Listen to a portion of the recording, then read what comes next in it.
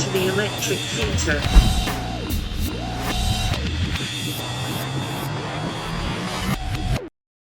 What's happening? How are you, man? How's it going? Pretty good. I guess the same boat as you're in, probably sitting around waiting for something to happen here, some good news, so we can get back to work at some point. Figure out when that's going to be. Exactly. Where are you at right now? I'm in Hermosa Beach at my pad, self-isolating, kinda. I think for the most part, doing a pretty good job of masking up and hand sanitizing, I guess. What's it? We have a lot of mutual friends, obviously, in Los Angeles, Hollywood, and so I've been. I'm supposed to come and do some work, and some of my friends are like, they seem to believe it might be a little hard for me, if I get there and just happen to abide by the Hollywood mindset of what's going on right now. So I don't know, paint a picture. What's going on down there? Is it really chaotic? Are people getting frustrated, or what's happening? There's no fucking traffic. That's what's happening. It's awesome on that front. But no, it's getting a little bit weird. I mean, people are getting a little stir crazy, I think, but for the most part, it seems actually pretty calm. I'm actually tripping because it feels like I got nothing to do or no responsibilities right now.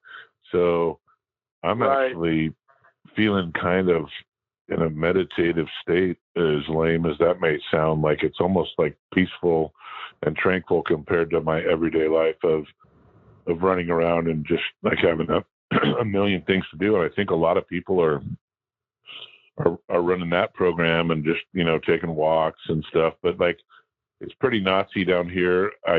They've closed all the beaches. They've basically not closed like the bike paths and stuff, but the sidewalks around the beaches and stuff. You can't even pull your car up and park on a friggin' spot where you can look at the ocean, because they're just trying to stop congregation. Skate parks, regular parks, basically everything's closed, but you can still go to Costco or the market or Home Depot or the hardware store and be up on people all day long. So it's kind of weird. The parameters that are set in place are they don't really make a lot of sense, but they got a lot of people scared out here too. So, as far as getting in the studio or something like that, a lot of people don't want to get in the room, even if, you're with three of your best friends or something, or just want to go jam, make some tunes. Being in a small room is scaring people enough, even if you're masked up, to people are no, I'm not doing that. I'm not going in there. So there's definitely some paranoia. There's definitely a sense of tranquility in my world. And, I don't know. I'm just, trying to hope my mom doesn't get sick is my main concern.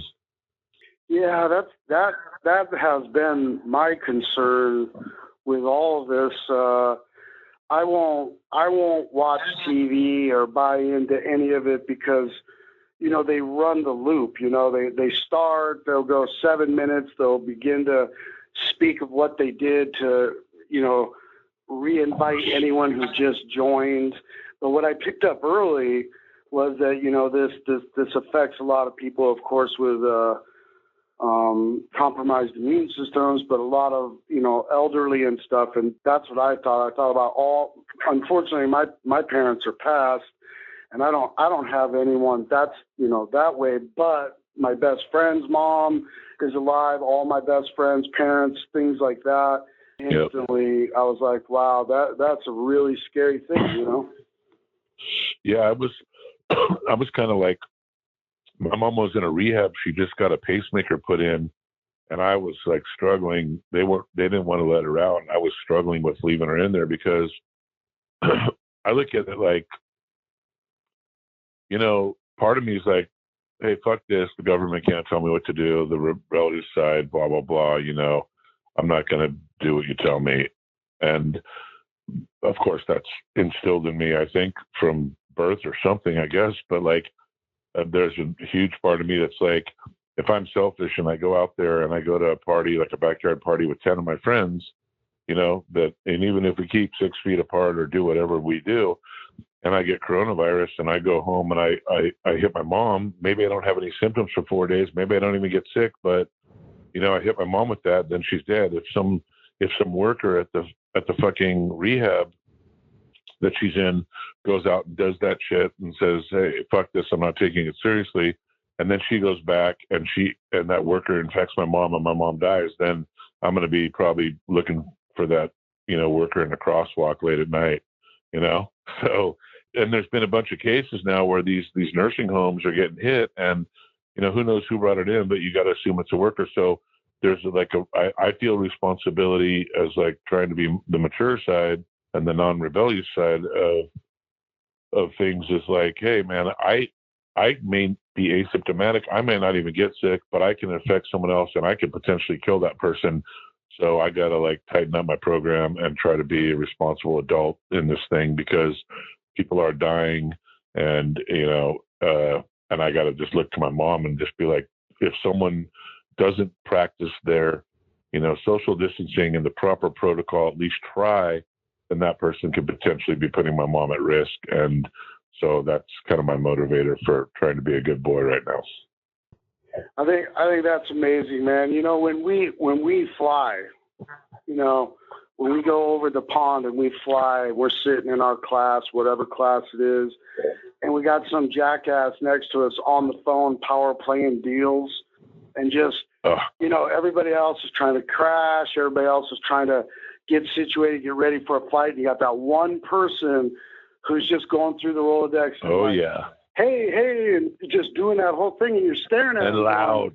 Wow. And loud as fuck. You're the one person that upsets this pond, this ecosystem that we have. So, I mean, you're absolutely right. It's a really, really intelligent way of looking at it, I think, is that you can be upset, but if you get upset and you get angry and you're mature and you're intelligent, you'll realize maybe a lot of selfishness is coming in, like you were saying, and you have to think.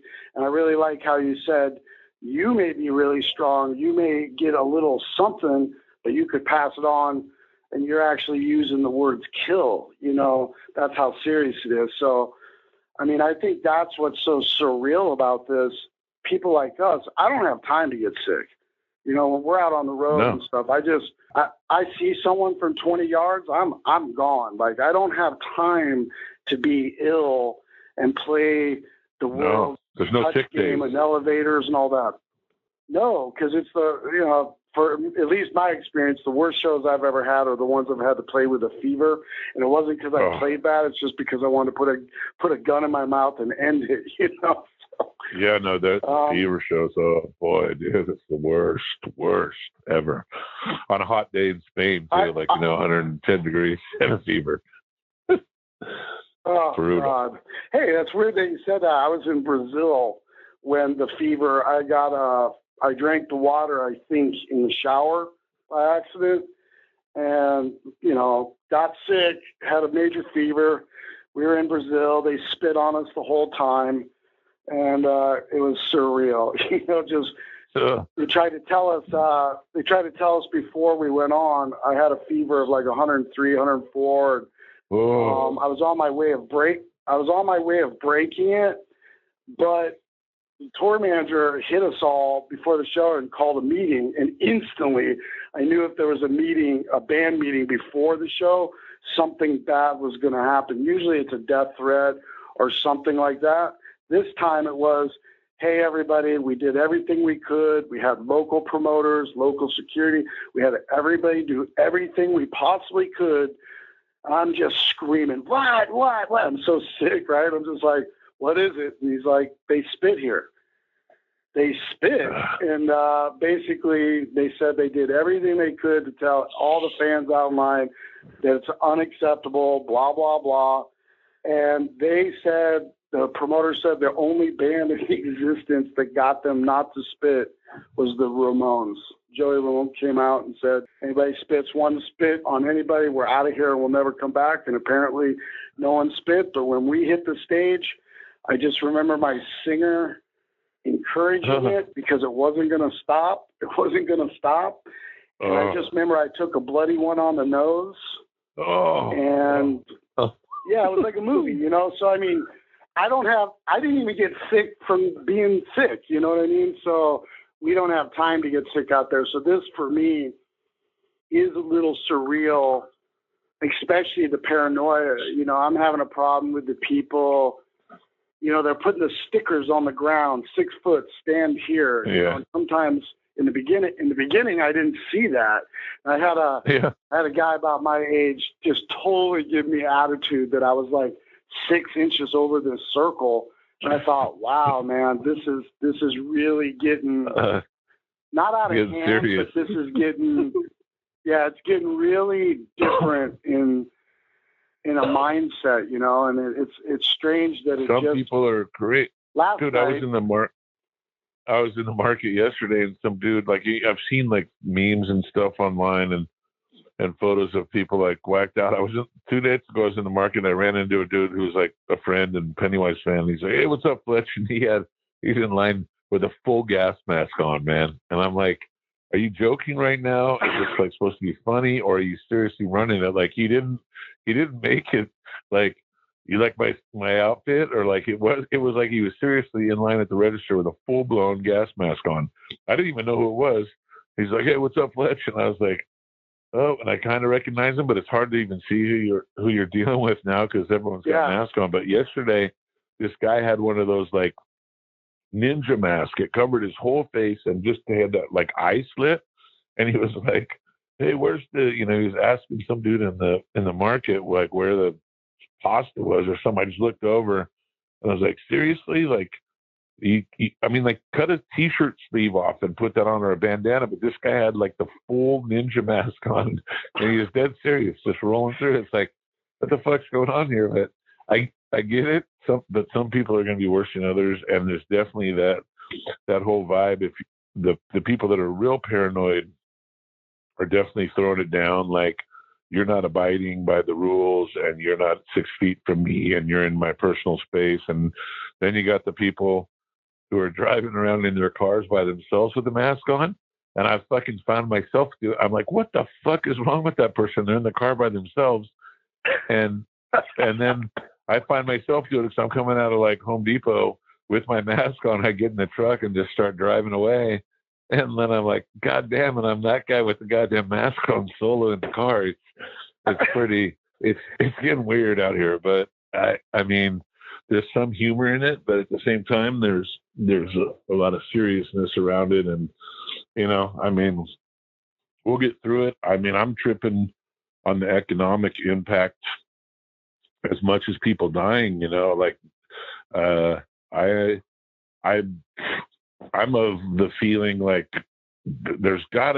we gotta be smarter as a country to like get things back on track and get shit open. Like, why isn't there, I mean, you got, like, I'm part owners of a restaurant, the Standing Room in Hermosa Beach, right? And we got a person that goes and cleans the bathroom every hour, right? And they write their name. Whoever cleaned the bathroom has to, you know, write their name on the little login thing, so we know the bathroom got cleaned properly. Like, why don't we got a fever checker at Costco or anywhere else? Like, you want to come into a store, just get zapped on the forehead, you got a fever, get back in your car and go home. Mask everybody up, start getting the economy open in a safe way. Like, I know Costco's doing it because my cousin, you know, she went to work and they checked her temperature and she had like a 99.3, and they're like, go home now.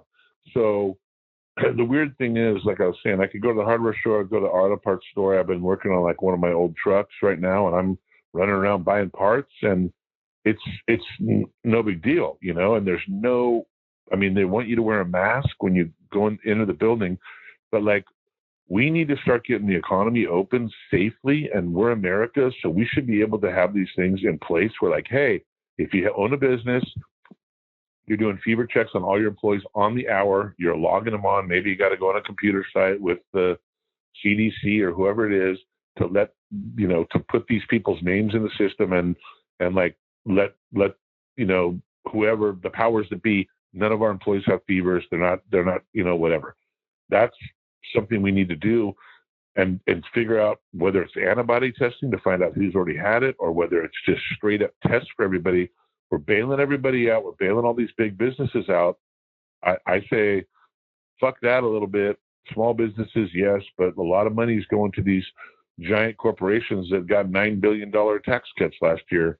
That shit's crazy. But if we don't get the economy open somehow, some way, slowly start getting it back online, I'm worried about like literally social unrest. And I know dudes, cops, pigs, whatever you want to call them, that are like deep in this, and they're starting to feel the tensions, like in South Central and stuff.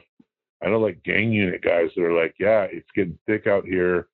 And the people that are getting hit the hardest, it appears to me, are the poorest people, the guys that are making minimum wage, the guys that are working 40 a week, that are living paycheck to paycheck. I got tons of friends right now that are out of money. My friends, probably like a lot of yours, they go out, they blow their paycheck on the weekend on a bunch of party favors, or at least, they got enough money for a month. Now they're done. Like, that is going to escalate to people not having food, not having gas to put gas in their car. And what happens when that first brick drops and people are, because they're hungry or they need some friggin' diapers for their kid? Like, that's when shit's going to get really out of hand fast. And if they go into like a martial law situation, they put like, the National Guard in the streets down here in LA, I think shit's going to go south. I mean, LA riots, man, I was right in it. I was in the middle of it. I watched the whole thing unfold, and that shit got serious. And now you take 20 years later, and you throw that situation out here in LA, and you got a bunch of other people on the other side of it that like every ammunition store's out of ammo. It's a 5-hour wait to get into a gun store. All the guns are sold out. Like, people are tripping. So got to keep that, like, in my opinion, got to keep that in the back of our heads. Like, how do we get the economy open and take care of the people that need to be taken care of and make sure everybody's safe to some extent? So that's what I'm scared about. Besides people dying and my mom getting sick, the other end of it is a whole different spectrum of craziness that could start unwinding, Long sentence, sorry. Well, I don't want to get into conspiracy, because we could talk, for the rest of our lives about the things we believe. But one thing I know in my heart is that when people like ourselves are able to think about what you just discussed, when we're able to put it in our own minds, these people that are supposed to be in power, whoever they are, behind the doors we see, are the ones that are the poster childs on TV, whatever. That our leaders they thought about this sort of stuff. Yeah. You think, I know they've had to think about. Pardon me. I know they've had to think about what you're thinking about. And because they're human, they're not gods, they're not aliens. They've had to think about all this. And when you start thinking about what you just said, when you bring it to the real street level, like you were saying, when you can speak to people that are in gangs or people that are real street and in it and have their ear and their feet to the ground, I mean, the real language is starting to come out. It makes me wonder if they didn't know that, if they don't know this. I mean, because taking away funds from everyone that does live check by check, the brick will drop. It's unavoidable not to. So how do they not know this? And what is it they're preparing for that? Like, it seems to be planned. Go ahead. Yeah, that's like exactly. So part of me is like, what are they doing? They can't be this stupid, because $1,200 fucking dollars is not going to do shit. I mean, that won't pay your rent in LA, even in the hood, barely. So, unemployment backed up, funds gone for those small business loans. They've got to know. They do know, because I'm talking to like gang crash units in the gnarliest of the gnarliest hoods, like End of Watch dudes. That movie End of Watch, like, and some Pennywise fan is one of those guys, and he straight up told me, man, it's getting thick. The tensions are getting gnarly out here, and we're getting worried. And it's, the LA riots kicked off, and the Rodney King riot kicked off in an hour, and we were in the studio that day recording, and by the time we got out of the studio, we were in the bubble watching on the news. By the time we got out, the city was on fire. It took like 6 hours for that whole area to erupt and people to start getting killed. We're in a whole different world now. There's a lot more guns. There's a lot more angst. There's a lot more racial tensions, and there's a bigger extreme of poverty to wealth. And I don't think the boys in the hood are going to be burning down, Crenshaw and Adams. They're going to Beverly Hills. They're going to get paid this time. They're not stupid anymore. They know where the money is, and they're not going to they know where the food is. They know they're not dumb anymore. I mean, not that they were dumb men. They just took out their aggressions on their own community. So what happens if they take it elsewhere and they've already got the National Guard out here ready to go, but throwing down a military lockdown, and then putting a bunch of upper middle class people that are loaded up with, their family shotgun or their 38 revolver, and putting them on a high paranoia level of paranoia about people coming to their home to loot their food or their money or all that. This could go. That's like really negative thinking on my part, but it's realistic.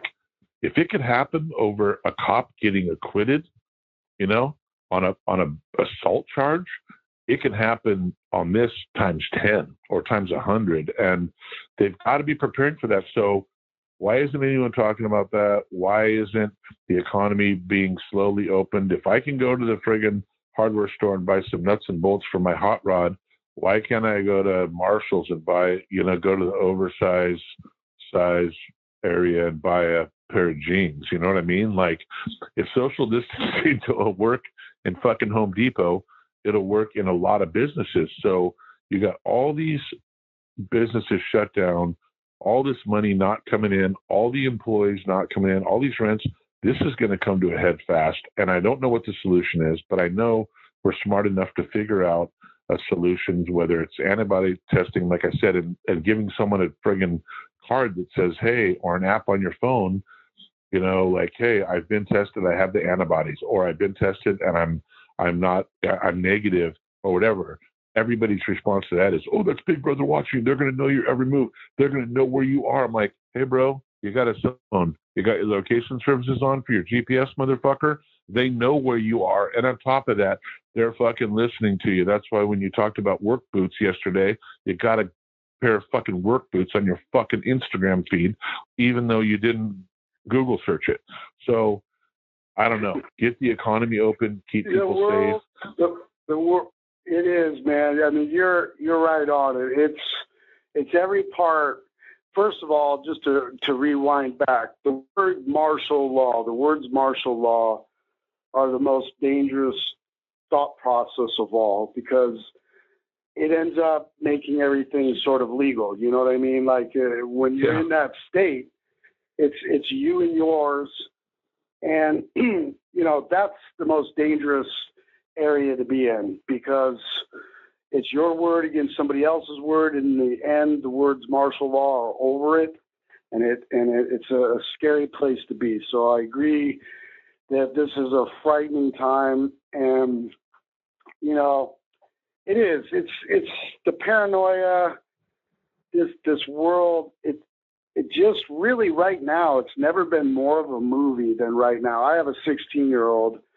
And I'm having a hard time making him understand. He doesn't understand how to clean his room. So how does he understand that something he can't see?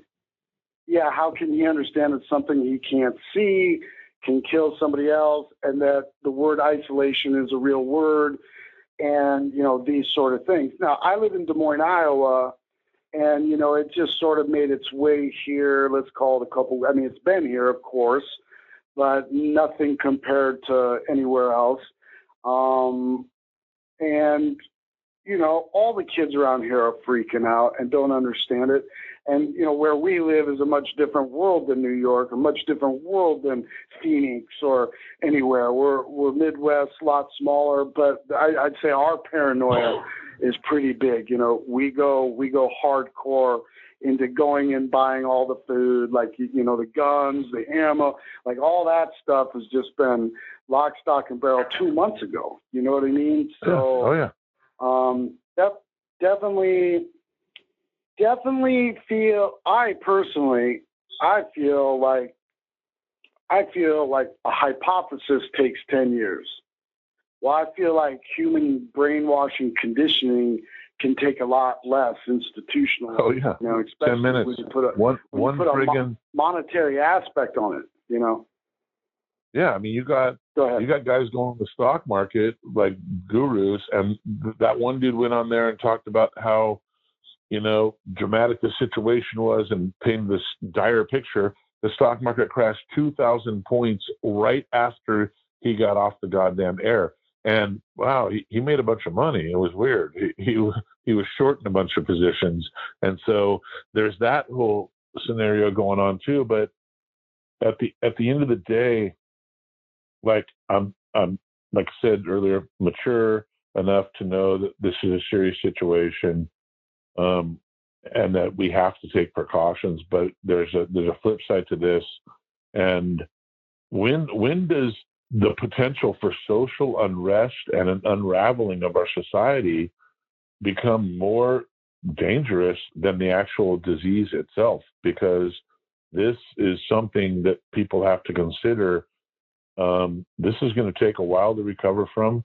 People like me and you, we don't know when we're going back to work. I've heard new rumors, fall of 2021. I mean, I've heard like Germany might come back online in July for shows of like 1,000. And, we're playing bigger shows at 1,000. So, and if and when we get to go back to work and go play a 5,000 seat venue or 10,000 seat venue, how many people are going to come because they're worried about getting sick? So I'm looking at like restaurants, bars, social events.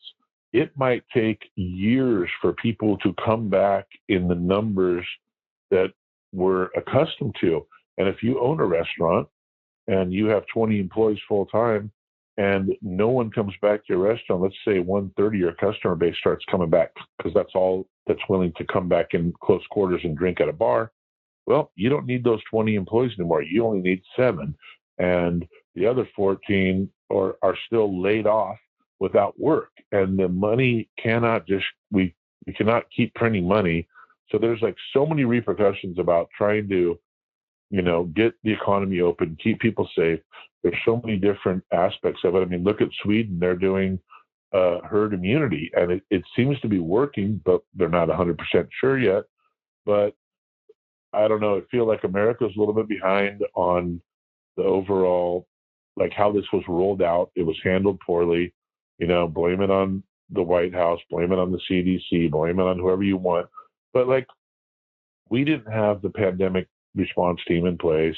We weren't prepared for this. Go watch all the movies now, Contagion, Pandemic, blah, blah, blah.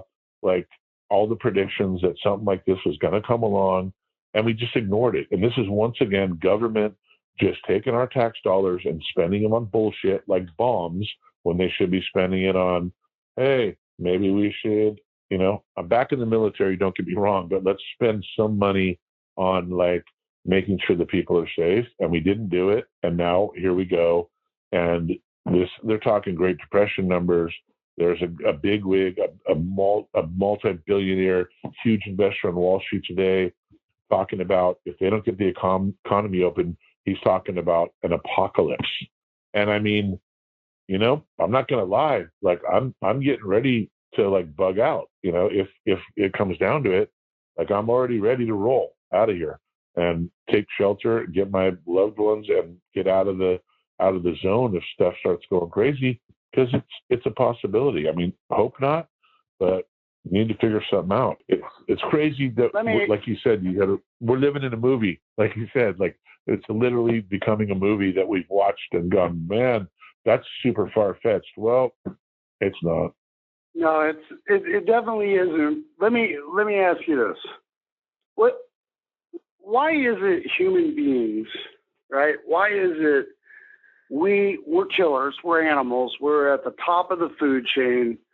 We've mastered reality over everything else that's living. If we have to resort into killing in order to eat and survive, we've done that in the past. We do that. Why is it we're so real, but on the other end, we allow all this? You know, this is what I can't comprehend. Is it's what you touched on. It's basically having your own or your own soul, knowing how you feel. You know exactly how you feel right now, but you're also mature, wise, been around, educated, listen, communicate, and you're able to look inward and absolutely pull that special necessity out, like, hey, I don't want to be selfish. I don't want to be I don't want to just be me. Even now, when you said, hey, when stuff bugs out, I'm going to grab mine and we're going to go. You just didn't say, I'm going to bug out. You're like, I'm going to grab mine and we're going to go. So it's like, I have a hard time why we play, you know, why we look for zero constantly in life. We look for the middle ground. We never get it. It's either all the way up, all the way down. But I never understand why we can't balance, why we can't know that this is all messed up, but know instantly we can't be selfish. And if we could do that immediately, you know, problems would have been solved 3 weeks ago. But to me, it's the guy in the gas mask who, you know, he wants to be him. He's like, screw everybody. I'll be the last one alive. I'm going to wear the gas mask. Everyone else is going to perish. I'm smart. I'm wearing the gas mask. Screw everyone. But not only does that gas mask affect his way of thinking, but what it does to everyone else around who might not have the ability to think through it because of bills, family, sickness, whatever all people have going on right now besides this that's been thrown on us. You know, I can't fathom that, why we allow it to go every day. I mean, I know we can't just have all the answers, but it seems like we have the power inside of us as humans to make anything go better. And that's what I'm freaking out on, man. It seems like we always want the worst. I mean, you said a lot of good points there, and kind of like you basically hit the nail on the head for my basic philosophy for humanity is that, you know, we're, especially in this country, a bunch of greedy capitalist fucking pigs. And I got no problem with capitalism, but I'm talking about hyper-capitalism and the fact that the rich and the powerful are running this fucking country. They've been running our fucking White House for how many years with lobbyists and fucking money. You can't, people are so uneducated in this country compared to other countries. And it's not a put down to American people. It's a put down to the American government because of the fact that they want a fucking legion of sheep, a new fucking slave race that works at Walmart, man, and Taco Bell and Jack in the Box. Those jobs were designed for fucking kids that were supposed to work, you know, through high school or something. You know, now you got adults like 30, 40, 50-year-olds working at these places, making shitty money that they can't live on, paycheck to paycheck. Fucking people working at Walmart don't even qualify for medical. Us taxpayers wind up paying for them to be on food stamps and Medicare because Walmart doesn't fucking pay them enough money and doesn't give them full hours. In the meantime, you got fucking Walmart getting a $9 billion tax cut last year. Like, did they take that money and put it back into their employees? No. Have they donated that $9 billion to the situation right now to their employees out of work? No.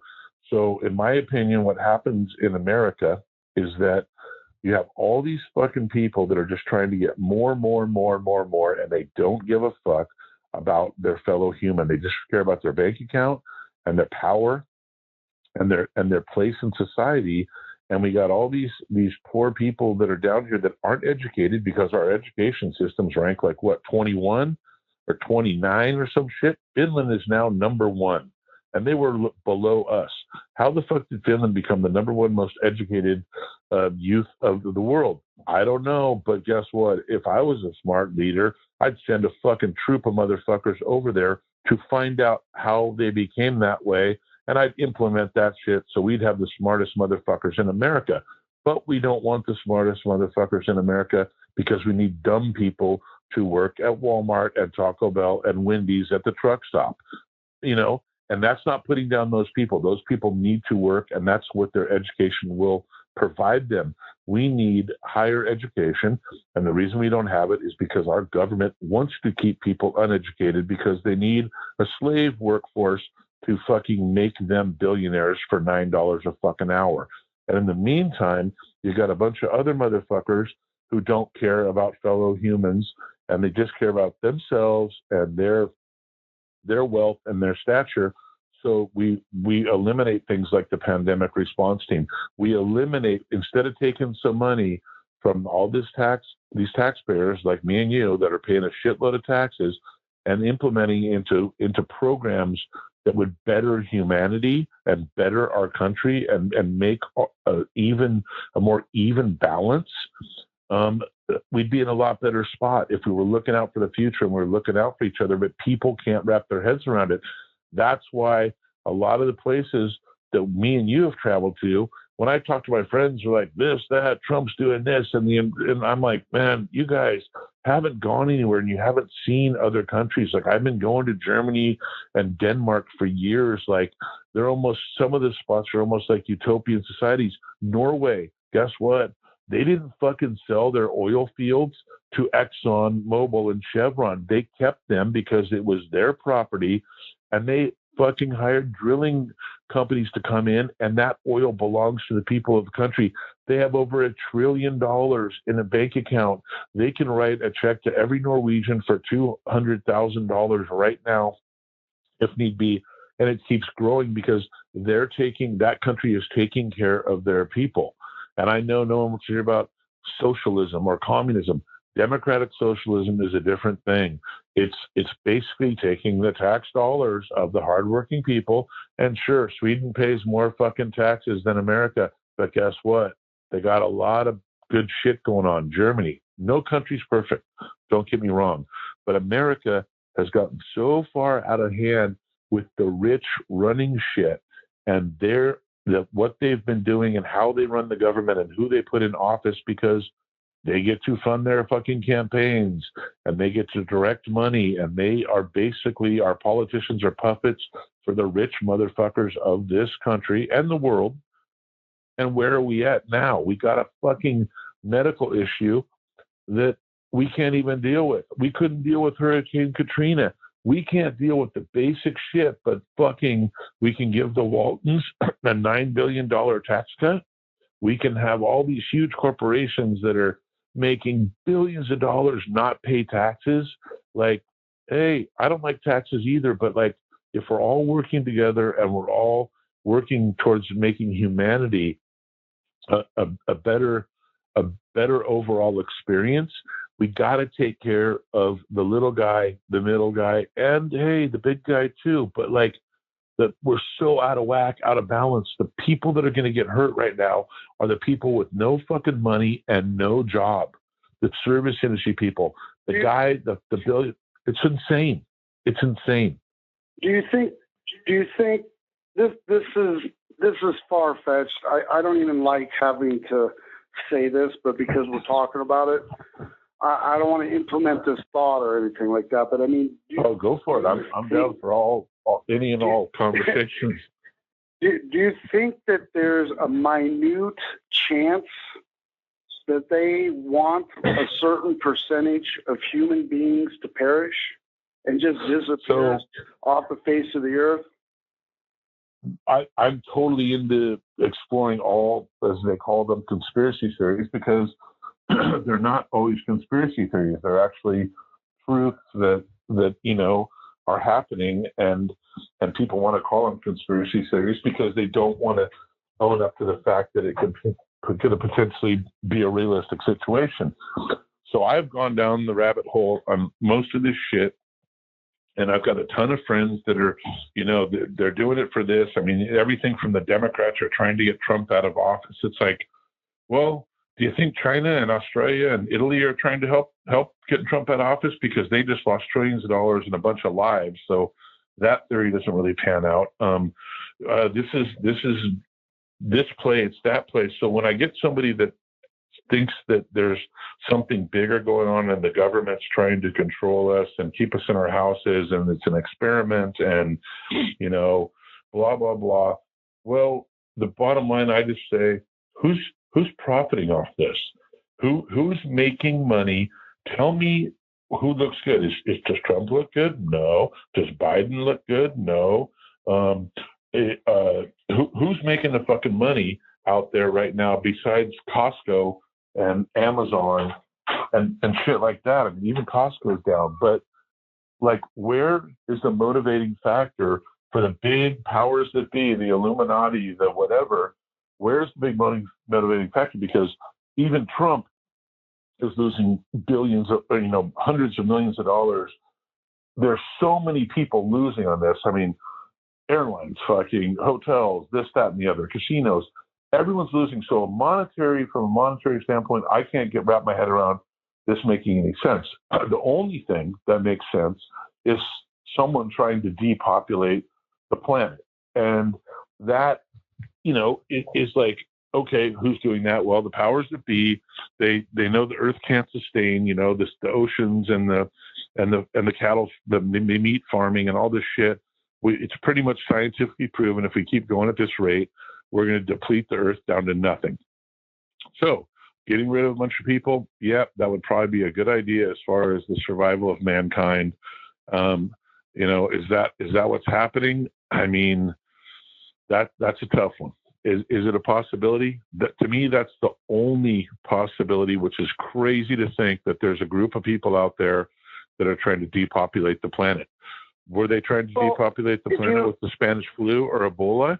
I think these things just come along and it's nature's way of maybe just saying, hey, fuck you. We want the canals in Italy to be clean with dolphins swimming through it. So we're going to kill a bunch of you motherfuckers. I don't know. It's a crazy thought, but it's not that crazy, that particular one. I think if we wrote down 10 things that we felt were real towards this, 10 things, I like what you said earlier, because that's what I've been on, like testing people when they come in. I mean, we've both been to Amsterdam, and now the Dutch government owns the prostitution there, right? And they make everybody get tested because the world goes there, been going there, do that. The local government makes everyone get tested, right? Everyone gets tested. They continue their job. As weird as that job seems and out there, but it works. So I agree with you that, we could, like, for our shows, I've been saying this, it's just like you're going to have to prove that you're not sick, and you're going to have to be supplied a mask, and the mask will go in on the ticket price.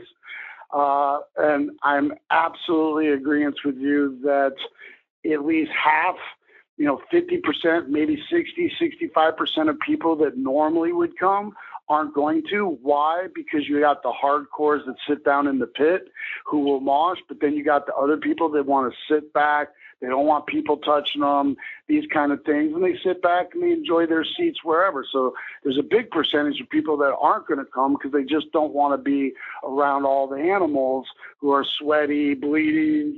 If we wrote down the 10 things that we thought were real about all this, I think it would all add up to needing less people in the planet. because this is bizarre, man. This is a movie for sure, because there's not a lot of answers.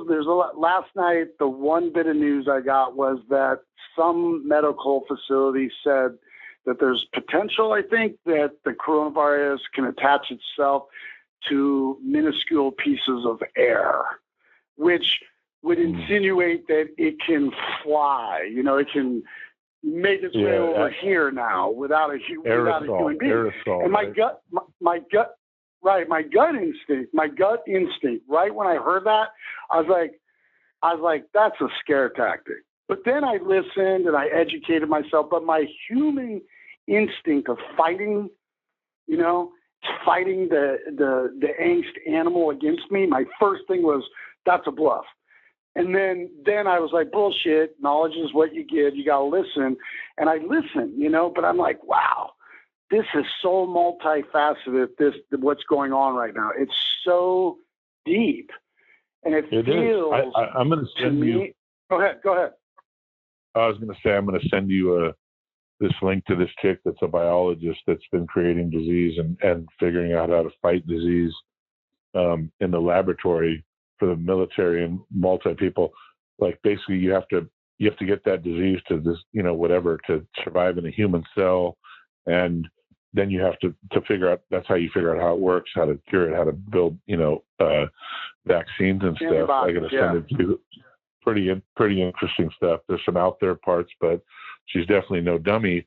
But back on your point about, depopulating the world. So kind of like, don't want to be that guy, but like, that's the only thing that, as far as conspiracy theories go, or whatever you want to call that, like, that's the only thing that makes sense to me. Who's calling the shots on that? And if they wanted to depopulate the world, why would any country involved in this scheme impose any kind of stay-at-home orders or whatever? Sweden's like the only one that's basically like, hey, go out and let's build a herd immunity. And they're basically, Stockholm's like an experiment right now.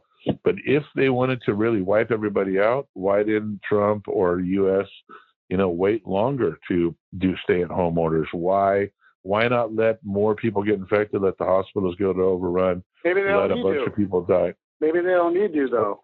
You know what I mean? Maybe they don't. Maybe they don't. My problem is all the facts that aren't in front of me, all the facts that we could go through that are on paper, facts that we're not even thinking. Like we're speaking of all kinds of levels. When this happened, the first thing that bummed me out more than anything was the homeless. I was like, my God, what's going to happen? Like, this is a level, like, we already washed the problem away. Now what's going to happen? We're just going to bury it? I mean, it's just like, I can't believe all the things that are happening at once. And if we had the facts on all of it, we would see that there's so many facts we couldn't even think about. Oh my God, I didn't think about that. There's only got to be, it seems like, one answer, and anything so profound is going to whittle down to the moment. Like you said, the brick's going to fall. It all comes to a head. You chop a tree down, you could cut it just right and it might slowly fall, but eventually, its own weight's going to bring it down. The weight of what's going on is what I'm afraid of. I don't feel that we as human beings have enough love in us to come to the light for each other. I feel like right now, the saliva is building and the fangs are starting to come out. Oh, yeah. And it's just a very strange. But I'll tell you what, man, listen. Go ahead. I was going to say that you touched on the homeless thing. That goes back to humanity. And, we've traveled all over the world. Like I said, we don't see a lot of homeless people in Germany or in a lot of countries, like Norway or, Sweden or Japan. I mean, we know when we see Japanese homeless people, they basically have a condo with their shoes outside, like stacked up, like tight, like, because the governments are taking care of those people. And in America, we can't even get our shit together. I mean, look at Skid Row. It's insanely sad and disgusting that we, this great nation, cannot figure out a way to take our homeless people. take care of them. I mean, I've got all kinds of fucking solutions. Like, you had warehouses down there in LA that were vacant for years that could hold 50,000 people per, if you give these people a place to stay, give them a shower, give them some clothes, give them work opportunities, let the ones that want to get helped back up, helped up. But instead, we just leave them on the fucking streets like animals. We treat them like animals.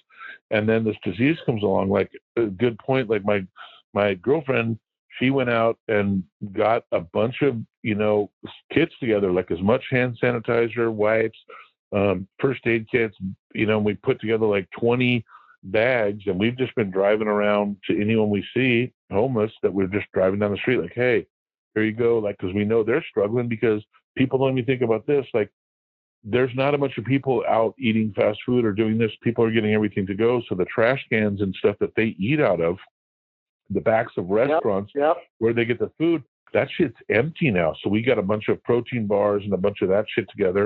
And we've been going out, giving them out.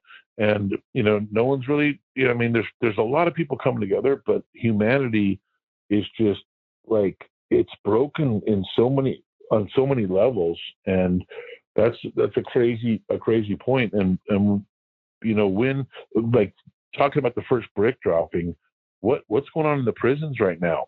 It's insane. Prisons you're stuck in a cell with a guy that's got coronavirus. Like, we have no protocol to take the LA County jail with 3,000 people in it and separate everybody and make that safe. I've been there many times, man. You process in, you're in 9,500. You're in the midst of like 600 people in a dorm setting where the bunks are so tight, you have to climb in from the front because there's no room. They're pushed together. Like, how are you going to not spread that virus? And what happens when you have an entire jail population or prison population infected with coronavirus? You're not getting medical attention there to begin with, let alone when you get that shit. You think you're getting a respirator at a fucking medical jail facility? Fuck no.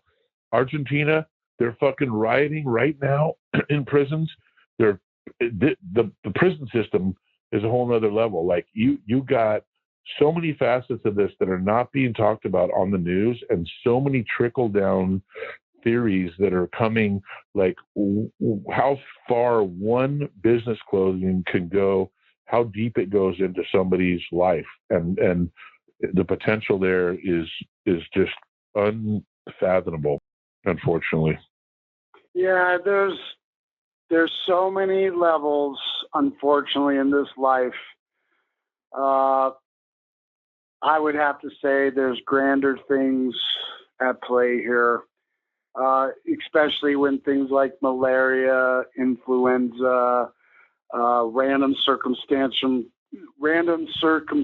causes of death. I mean, there's a lot of other things that happen daily on the planet that take lives. And then we have this thing that's hit. It's just, it's sad, man, especially those levels we're talking about. It's sad. It's sad because we won't do anything about it. It's sad that we notice, and we look the other way. A lot of us do. We convince ourselves that, well, it's the way it is. I can't do anything about it. But, if you got to clean your own toilet, you do it. It's not nice, but you get it done. So I feel like it should be mandatory for all of us to have to do something for somebody. And maybe that's where it's going to get. But let's. You just said one thing I want to touch on. It might be a sensitive subject, and you can edit as you see fit. But I know you lost your daughter recently, and I lost my brother like 11 years ago to the same type of situation. And you just said there's all kinds of things going on this planet, and we turn a blind eye. And like, why are we barely talking about opiate addiction? In this country, it was the number one cause of accidental death, like 10 years ago, over anything, over car accidents in America. No one's talking about it.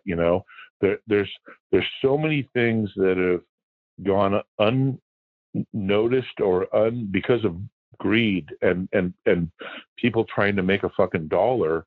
And hopefully if we come out of this, hopefully like it's not just about pandemics or the flu.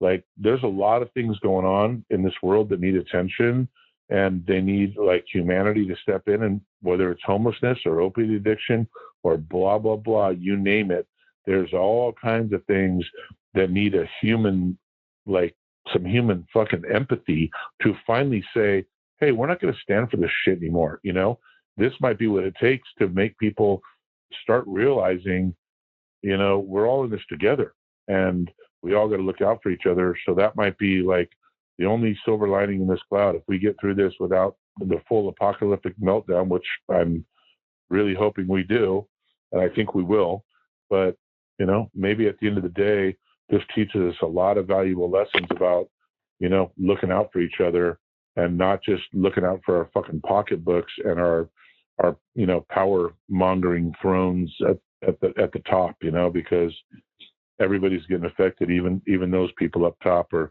feeling the pain right now. So lesson to everybody to try to, you know, realize that we're all in this together, and we all gotta take care of each other at some point. Rich, small, you know, big, poor, middle class, doesn't matter where you're from, who you are. You know, need to just start life, a little broader. Life always finds a way. Life always finds a way. And I think about living in the, you know, the Black Plague or, you know, the Renaissance period and all these. We've gotten through a lot of stuff. You know, we've made it. Asteroids and meteors have hit the Earth. Dinosaurs ran this place, and still here we are. But we've invented all these moronic things that we believe in, these ecostructures. And I do believe most of it's going to come down.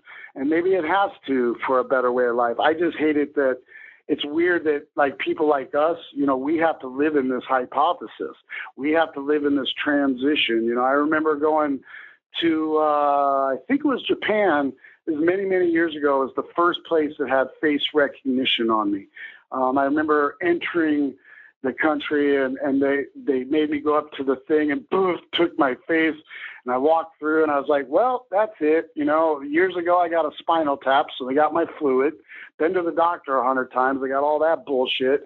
Now they got my face recognition. My phone tracks every place I've ever been. Yeah. It remembers every word that I put in for a search. My wife watches Law and Order all day, every day, and I've watched it enough to believe that if you're on a phone call and something bad happens a month later, the government gets in and they got your phone call from a month ago. So it's like, you know, everything is just whack right now. And so with that said, you know, what's going on with you otherwise, man? Anything? Tell me about. I mean, we don't have to go into, you know, this. What I'm doing is basically calling my friends up, people I like, people I know, and just having conversations. That's what I'm doing. But in our conversation, you were saying you're building your hot rod. What do you got? What kind of car you got? What is it? Oh, I think I got about 10 now in various states. But I don't know. I'm more like into building or working on them and creating them than actually. I love driving them, but I'm not like take my car to the car show type of guy. I'll go look at cars, but I'm doing a 62 Chevy C10 pickup truck, doing like airbags and drop spindles, disc brakes, the whole shortening the bed, just making a cool like hauler truck. I don't know. For me, it's more about like getting in the garage and just wrenching on stuff and creating, like I'm into customizing shit like choppers and bikes and stuff. I mean, I don't really know. I mean, choppers and cars, trucks. I don't really know what I'm doing. My guitar tech, Donnie, used to work for Mike Ness at Black Cat Customs, and he's like an old, you know, been building choppers for like 35 years and custom cars. So learning a lot from him and getting in there and, you know, cutting myself up with grinders and catching shit on fire, and just I've been doing that lately, and writing a little bit of music here and there when I feel inspired, and just kind of hanging out, cooking vegetable soup and shit. Like not like kind of the simple life. kind of, kind of enjoying it actually, without a bunch of pressure, but at the same time, super bummed I can't go out and get on the road and do what I love to do, get in front of people and play and have a couple drinks and, missing that and not even knowing it's going to come back. But like you, reaching out to friends and people, like especially, reach out to a couple friends in New York City, knowing that they're going through it back there. And just, it's kind of weird though. I've noticed one thing, like I've got 3,000 contacts in my phone, right? And like some of my best friends, people that live a quarter mile or whatever, I haven't talked to them. And it's weird because it's almost like there's this not a lot of talking going on, but then there's a couple key people that you don't talk to a lot that I feel like I'm reaching out to more, like just checking in with. But I think everybody's kind of just caught up in their own world right now and trying to deal with it, having their kids at home. All of a sudden you got 4 kids running around all day long and you're not going to work. So it's just strange, but just, checking out Netflix and building hot rods, vacuuming.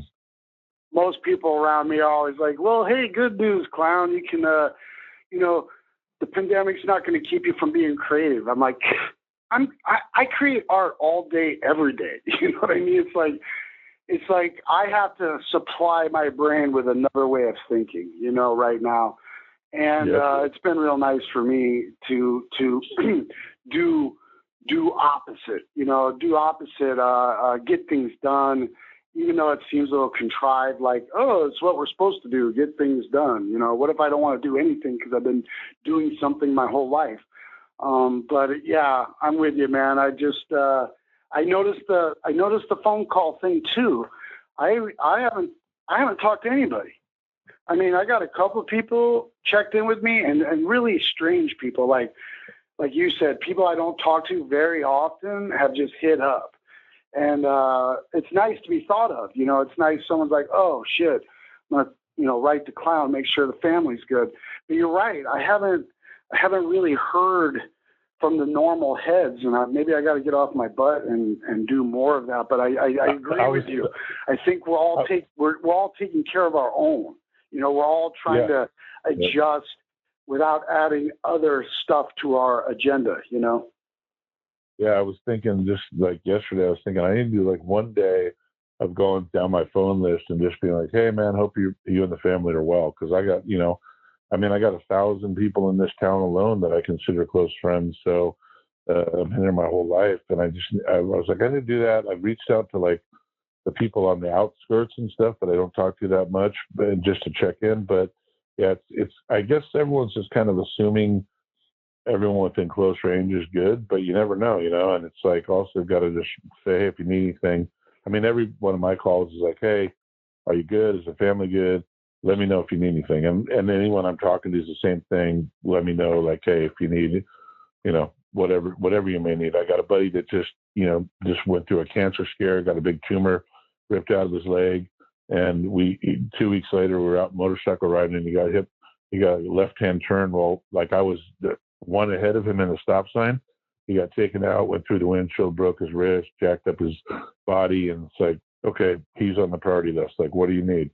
You want some pizza from downtown LA? Okay, I'll pick you up. Let's go get pizza. Like, just whatever. I guess everyone's kind of prioritizing the most important people that are the most vulnerable right now. So I'm going to keep doing that and still try to reach out and touch base with some other people and just wait for good news, man. Wait for good news and just keep hoping we get through this, which I know we will. And it's just might be a different world coming out on the other side, right?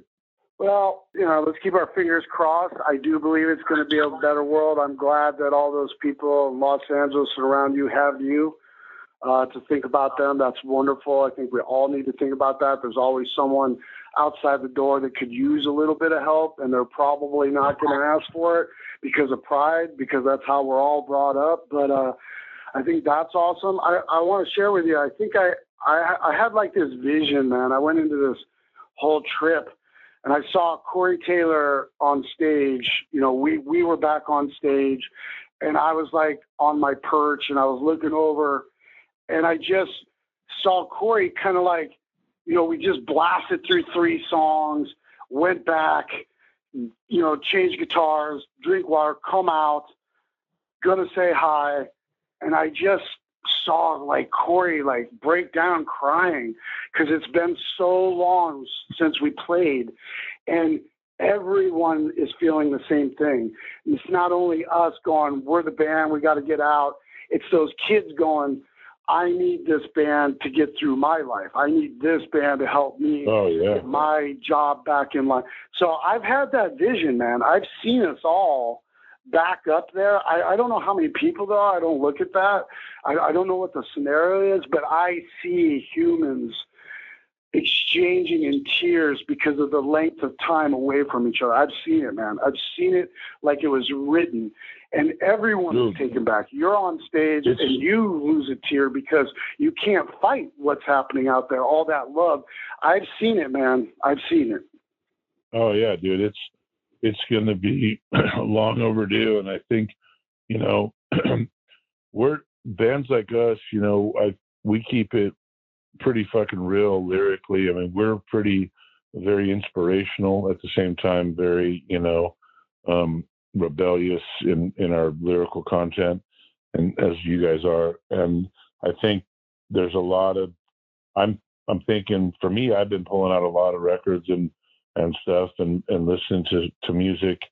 And right now I think music's a hugely important thing for people that are trapped. I mean, you can't listen to music all day at work. Most people, you can listen in your car, you can listen here and there, but I think people right now are probably listening to a lot of fucking Slipknot, a lot of Pennywise, and a lot of everything. And I think lyrics and song themes probably are really helping a lot of people right now, which is really cool.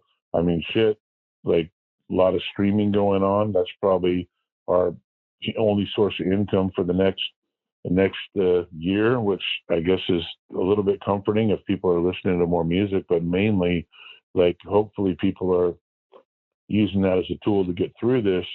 And I think if like, number one Slipknot fan, or, the top 10,000 Slipknot fans, whoever they may be, wherever they may be, like they're just studying that right now, absorbing it. And when the time comes when you guys hit that stage or we hit that stage, I think it's just going to be an explosion, emotional on both ends, and people are going to be longing for it, and they're going to be like tuned up and ready. And I think all of what the art we've created is even going to be more valuable to everybody involved, when we get through this. So just looking forward to hopefully, getting back there full force at some point in the near future and keep everybody safe. And at the same time, having the craziest, most energetic, bloodiest mosh pits that we've ever seen. Just Absolutely. Because people are so ready to rock, We have some good luck on our side. It's called baseball. Baseball's huge. The world's not going to go without baseball or sports. So once they start motivating sports and casinos and things and figuring it out, having those regulations, just like going to a hardware store and they got the plastic up between the register and the human, blah, blah, blah. They're going to have those sort of things. And, once sports gets back online, it's going to be a lot easier to get what we do online because not everybody in the world understands what the hell we do. So I agree with you, man. It's a pleasure to talk to you. I don't want to keep you all day. I'm not trying to get you off either, but it's always a pleasure to talk to you. I've been thinking about you, and that's, when I'm doing this, there's like a list, and I knew I really wanted to, get your energy because I know you've lived there your whole life. I was actually going to ask you about the LA riots, and I was going to ask you how that compared to this, because I feel like this is going to be a millionfold. That was an isolated incident. This is a humanity thing. So obviously it's going to be quite a bit bigger, but I'm just glad you're safe.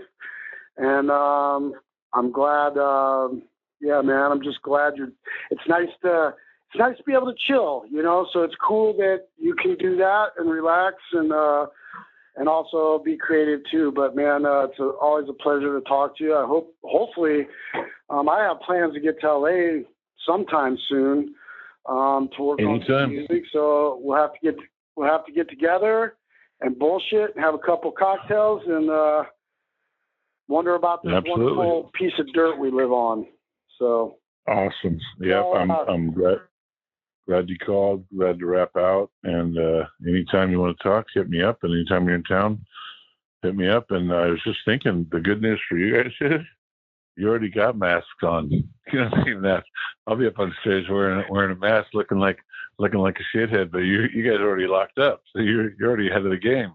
we're and I'll tell you what, I'm used to wearing something for a long time in pain, so I can get away with wearing that thing like all day and being like, dude, you won't remember this probably, but the first time we ever played with you guys was in, I think it was like Germany, right? And it was this punk versus metal show, or maybe it was Italy, but it was, I think we were on this thing called the Deconstruction Tour, and you guys were doing whatever you were doing, but the stages literally faced each other. You guys there was about 10,000 people in this giant old like airplane hangar hot box, right? And you guys were directly across from us, and we played, and then you played, I believe, or you played maybe a little bit later, but I think you might have played right after us. And basically all the crowd had to do was turn around, and then they could watch you guys, right? And I remember it was the first time I saw you guys. I remember it was about 119 degrees in this motherfucking galvanized hangar. It was like death-defying Palm Springs flamethrower in your throat shit. I looked up there, and I saw you guys with those fucking masks on, and I was like, what the fuck? I was almost dying knowing that you were dying. And I just watched the show in disbelief. I mean, the music was insane. It was fucking awesome.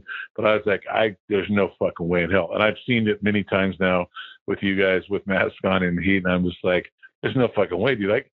I'm have the windows down and the AC on in my car in the fucking winter. I will die in one of those fucking masks. It definitely is a surreal thing, and we could do a whole episode on just it, but the heat, you just submit, I'm like, yep, I'm going to die, and I'm going to die in this. And then you make it. I don't know how you make it, but you do. You make it, you get through it. In the olden days, we never took them off in between songs. Now I'm like, fuck you. I got a tent. I bought a tent that zips up. So I disappear and I take that fucker off. Yep. I don't care. I'm 50 years old. Get some oxygen. I'm not going to die. Yeah, I don't even know what I was thinking. Like, I know, let's wear the shit in between songs. Like dumb, so. Fuck, man. It's brutal, dude. I mean, so you got to think about the dude in like the gorilla suit out in the valley, like wielding a sign in like 110-degree weather, like for the smog check station. And like, I'm sorry, bro. Like, if you were paying me $100,000 a year, I couldn't fucking do that. But you guys no pull way. it off. So that's hours, dude. That's hours and hours. Deadly. Fuck that. So. Deadly. All right, man. Well, much love. Family. Tell all the guys I said hello. Make great music. Make God music, and I'll see you soon. Hopefully, my friend. And otherwise, just stay above it. Be safe. And peace always, and let's talk soon. Thank you. All right, brother. Take it easy. All right. Bye-bye.